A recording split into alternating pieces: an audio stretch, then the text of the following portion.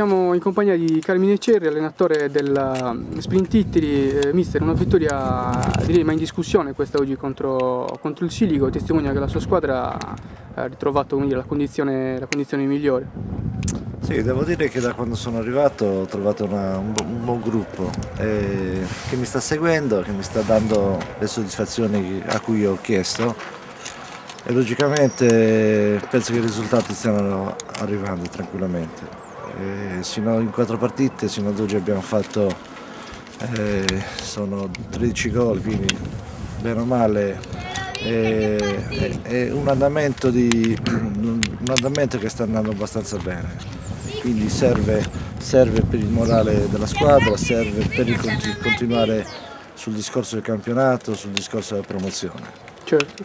Ecco, chiedo che cosa invece l'ha soddisfatta di più della partita di oggi contro il Silico? Ma diciamo che rispetto ad altre partite non ho visto un buon primo tempo, devo dire, perché ho trovato una difesa un po' traballante.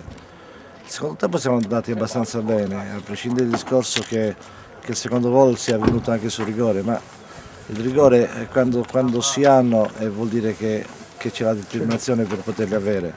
E poi successivamente la squadra, diciamo, ha lavorato, ha giocato, ha creato altre occasioni che poi non sono andate a buon fine.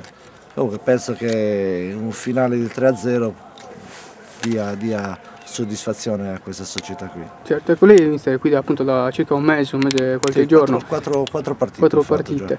Insomma, le chiedo che squadra ha trovato anche magari da un punto di vista psicologico e dove sta lavorando appunto per migliorare la situazione. Ma io dalla prima settimana che sono rimasto qui sono arrivato e ho trovato una squadra che voleva fare.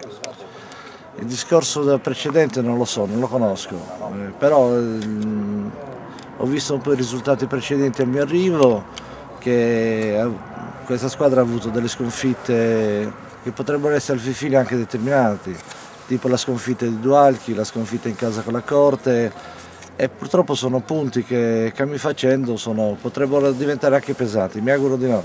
Mi auguro che la determinazione, la volontà e la voglia di voler fare più diciamo, il carattere di questa società ci porti a un fine piacevole, nel senso, almeno da ottenere lo spareggio per le qualificazioni. Certo, certo. Benissimo, allora mister, noi la ringraziamo e facciamo comunque un grande in bocca al lupo per il proseguo del campionato. Per il vostro interessamento. Grazie mister. Ok, grazie.